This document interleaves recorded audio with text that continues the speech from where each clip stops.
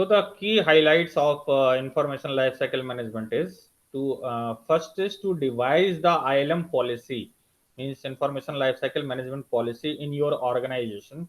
Okay, for what purpose? To storage and information policies that drives management processes. Basically, all of your management processes are driven through the data or information.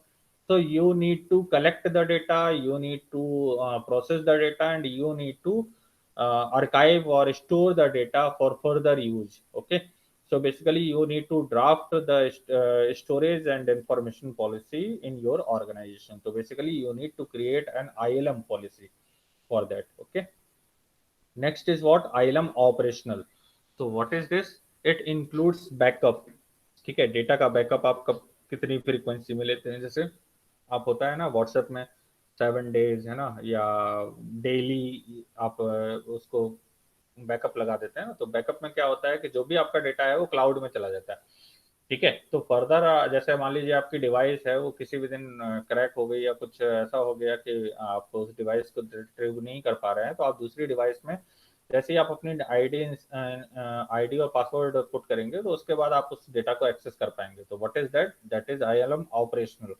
ठीक है, data protection, कोई और आपके data को access ना कर सके, तो इसके लिए आप क्या करते हैं? पासवर्ड प्रोटेक्टेड सिस्टम रखते हैं। और आजकल ओटीपी का सिस्टम है ना, उसमें क्या होता है कि जैसे ही आपने अपना लॉगिन किया, लॉगिन करने के बाद वो ओटीपी भी मांगता है। वो आपके फोन नंबर पर या जो भी आपने रजिस्टर्ड ईमेल आईडी है उसमें आपको ओटीपी भेजेगा, और उसके बाद आप अपना डेटा एक्सेस कर सकते हैं। जैसे जनरली जो क्रेडिट कार्ड वगैरह की इंफॉर्मेशन है वो आप ऐसे ही एक्सेस कर सकते हैं। ठीक है, आप बिना मतलब ओटीपी के उसको एक्सेस नहीं कर सकते हैं। तो ये डबल प्रोटेक्शन है जो कि आजकल कंपनीज ऑफर कर रही हैं। और क्या है? Disaster recovery in case of अगर कुछ मिस हैपनिंग हो गई या कुछ नेचुरल या कैलेमिटी, या एक तरीके से कह सकते हैं कुछ असाइनेबल कॉजेज हैं जिसकी वजह से आपका डेटा आप रिकवर नहीं कर पा रहे हैं एक पर्टिकुलर जगह पर। ठीक है, तो क्या होता है? डिजास्टर रिकवरी, आपका डेटा सेट जो आजकल क्लाउड सर्विस प्रोवाइडर हैं वो आपको डेटा बैकअप प्रोवाइड करते हैं। That is what disaster recovery. Data restore, ठीक है, दोबारा से स्टोर किया जा सकता है, डेटा रीस्टार्ट किया जा सकता है, डेटा आर्काइव किया जा सकता है। ठीक है, आर्काइवल का भी मैंने एग्जांपल बताया था आपको कि आप जैसे अपने फ़ोन में देखते हैं तो फ़ोन में मेमोरी में होता है ना कि जो आपने कैमरे से फ़ोटो खींची है DCIM है ना, तो वो फ़ोटो अलग जाएंगी है ना, व्हाट्सएप की जो इमेजेस हैं वो अलग स्टोर होंगी। ठीक है, इसी तरह से आप देखिए व्हाट्सएप के वीडियो अलग होंगे, जो आपने वीडियो आपको किसी ने सेंड किए हैं किसी और मीडियम के थ्रू वो अलग होंगे। डाउनलोड के अगर हैं तो वो अलग से डाउनलोड का होगा, डाउनलोड में पिक्चर अलग अलग कैटेगरी बन जाती है, डेटा सबसेट्स। तो what is that? That is data archiving. तो आजकल आप देखिए तो डिवाइस में ही ये फैसिलिटी दी हुई होती है। या आप देखिए तो गूगल में भी, आप जीमेल में देखिए तो जीमेल में क्या होता है? मेल आ रही है आपके पास तो प्रमोशनल मेल है तो वो प्रमोशनल मेल की कैटेगरी में चली जाएगी। सोशल मेल है तो वो सोशल, अगर किसी पर्टिकुलर सोशल कॉज के, तो वो अलग अलग उसमें कैटेगरी बना दी है ना। आपके वर्क से रिलेटेड है तो वो अलग से आएगी है ना, तो वो अलग अलग कैटेगरी में जाएगी। ठीक है, आपने उसको फिल्टर करके अगर आपने स्पैम कर दिया है तो वो आपके पास आएगी ही नहीं है ना, नोटिफाई हो जाएगा आपको। ठीक है, या आपने अगर ब्लॉक कर दिया है तो वो फर्दर आपके पास नहीं आएगी। तो दैट इज व्हाट मीन्स आपने डेटा सेट क्रिएट कर दिया है for data archiving. Okay, long term retention, ठीक है, लंबे समय तक इंफॉर्मेशन को या डेटा को स्टोर करके रखना। डेटा कॉपीज, डेटा की कॉपी बना करके और किसी और को ट्रांसमिट करना। अब आप देखिए जैसे व्हाट्सएप पे या जो आप आजकल टेलीग्राम और तमाम तरीके के ऐप हैं, अब इसमें आप देखिए तो एक ऐप से दूसरे ऐप में डेटा, या आपने कुछ रिपोर्ट आपको कहीं से मिली है और आपको लगता है कि आपको अपने किसी सोशल मीडिया अकाउंट में उसको जो है पोस्ट करना है, आप इमीडिएटली कर सकते हैं। तो उसकी कॉपी भी आप क्रिएट कर सकते हैं। Day to day process and procedures necessary to manage the storage architecture. तो basically all these comes under the operational category, ILM operational. ठीक है, next is what ILM infrastructure. It includes that data center part, physical architecture. Okay, so it includes the logical and physical architecture. Logical means to process the data and physical architecture means to store the data है ना। Storage platforms, dependent applications, storage security, data center constraints comes under this category. So basically creating the infrastructure for preserving and storing and archiving the data comes under this category. So this is the ILM infrastructure. So while designing that ILM policy, information lifecycle management, you need to devise the policy regarding ILM, the operational part of ILM, है ना। तो इसमें आप ये सब देखेंगे कि data protection कैसे करना है, disaster recovery, data restore, restart, और बाकी सारी ये जो ऑपरेशनल की कह सकते हैं कैटेगरी है, वो सब आपको जो है ध्यान रखना है कि मुझे इसको किस तरीके से मैनेज करना है। And next is what, ILM infrastructure, कौन कौन सा इंफ्रास्ट्रक्चर है जो कि आपको मैनेज करना है, मेंटेन करना है। जब से क्लाउड कंप्यूटिंग आ गया है तो इंफ्रास्ट्रक्चर आपको अपने पास मेंटेन नहीं करना है, बल्कि आप कहीं किसी रिमोट एरिया में आप उसको जो है मेंटेन या मैनेज कर सकते हैं, ठीक है। तो that is possible nowadays, okay, and you need to devise this strategy, okay. Next is what, data or information stored in storage system have a specific life cycle in between data created to data destroy।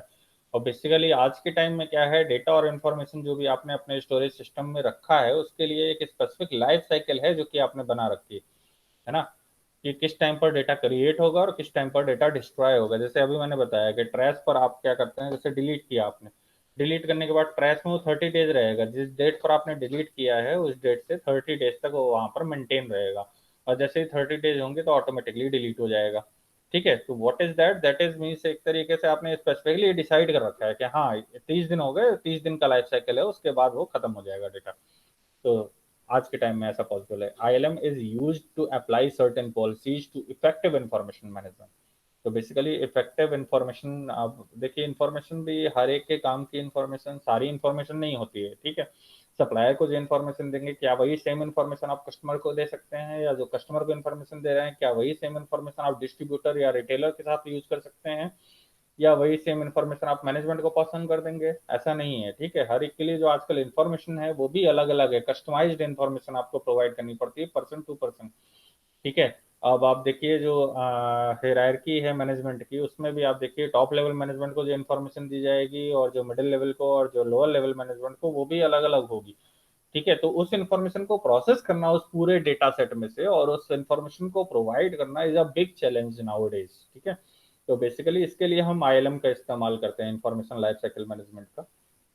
This practices has its basis in the management of information in paper और other physical form such as photograph, audio, video recording etcetera, ठीक है। तो generally हम इसको भी store करके रख सकते हैं, ठीक है। इन पेपर तो अब आजकल तो यूज होता नहीं है, ठीक है। तो जनरली डॉक, अब आप देखिए गूगल डॉक, गूगल एक्सेल, मतलब आपको कुछ भी स्टोर कर जो भी है सारा कुछ क्लाउड में है, आप उस पर काम करके वहीं पर छोड़ दीजिए, है ना। फोटोग्राफ एडिट करके किसी भी फॉर्मेट से दूसरे फॉर्मेट में कन्वर्ट कर सकते हैं, है ना।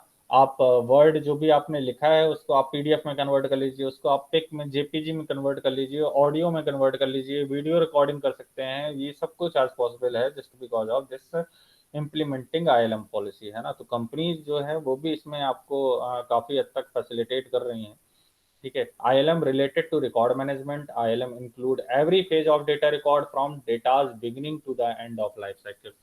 अब बेसिकली आप जो भी सारा डेटा है वो रिकॉर्ड कर सकते हैं, जब से डेटा स्टार्ट हुआ है से लेकर के डेटा के डिस्ट्रॉय होने तक, वो पूरा पेज जो है वो आप रिकॉर्ड कर सकते हैं। आईएलएम डॉक्यूमेंट्स द डेटा और information in paper work which helps in future audit of business need. और बेसिकली आप क्या करते हैं, जो रिपोर्ट वगैरह प्रिपेयर करते हैं तो किस लिए करते हैं कि उसको फर्दर, जैसे मान लीजिए आपके यहाँ ऑडिट है तो ऑडिट में आप जो है उसको शो कर सकते हैं, या आपने जो प्रोस्पेक्टिव ऑडियंस है ना, तो उनको आप दे सकें, या अपने स्टेक होल्डर्स को वो इन्फॉर्मेशन प्रोसेस दे सकें। तो इसके लिए आप क्या करते हैं, उसको डॉक्यूमेंट करते हैं डेटा को, इन्फॉर्मेशन को इन पेपर वर्क, ठीक है। तो आज के टाइम में अभी हम देखें तो ऑफलाइन ऑनलाइन दोनों ही तरीके से हम डेटा मेंटेन करते हैं, लेकिन आगे आने वाले टाइम में हम सिर्फ ऑनलाइन डेटा ही मेंटेन करेंगे, मैनेज करेंगे। अभी जैसे देखिए गूगल क्लासरूम आपने देखा हुआ है ना, तो उसमें एक अटेंडेंस का आता है, एक कह सकते हैं वो एक्सटेंशन है फाइल, वो आप जैसे ही डाउनलोड कर लेंगे तो उसके बाद जैसे ही आप ये गूगल मीट पर मान लीजिए क्लास ले रहे हैं, ठीक है, इन बिटवीन आपने बीच में किसी भी टाइम पे उसको चला दिया, ठीक है। तो उसमें क्या होगा, उस पर्टिकुलर टाइम में कितने लोग प्रेजेंट थे उनकी पूरी अटेंडेंस वहां पर लग जाएगी, ठीक है। फिर फर्दर थोड़ी देर बाद 15 मिनट बाद फिर चला दिया, उस तरीके से आप एक सर्टेन फ्रिक्वेंसी में आप किसी भी टाइम अटेंडेंस रिकॉर्ड कर सकते हैं, और उसके बाद उसमें से सॉर्ट करके ये भी निकाल सकते हैं कि कौन कौन से कॉमन लोग थे जिन्होंने इस पर्टिकुलर सेशन को अटेंड किया, ठीक है। तो दैट इज व्हाट मीन्स जो डॉक्यूमेंटेशन है वो अब ऑनलाइन मोड में और ज्यादा एफिशिएंट हो गई है ना, उसको एनालाइज करना आसान हो गया, उसको कैलकुलेट जो प्रोसेस करना है वो आसान हो गया, और उससे आप इंफॉर्मेशन प्रोसेस करके और फर्दर उसके बेसिस पर जो अभी आप एक्शन लेना चाहते हैं, जो भी आप अपनी पॉलिसी ड्राफ्ट करना चाहते हैं, वो आज के टाइम में कर सकते हैं by using that information. So that is just possible just because of managing this information through information lifecycle management. Is it clear? कोई doubt है यहाँ तक? तो this is all about the highlight means major parts that we have discussed this portion. हाँ जी. Do you have any problem? Any doubt? Any query? No, sir. अभी तो नहीं Okay. ठीक. Thank you.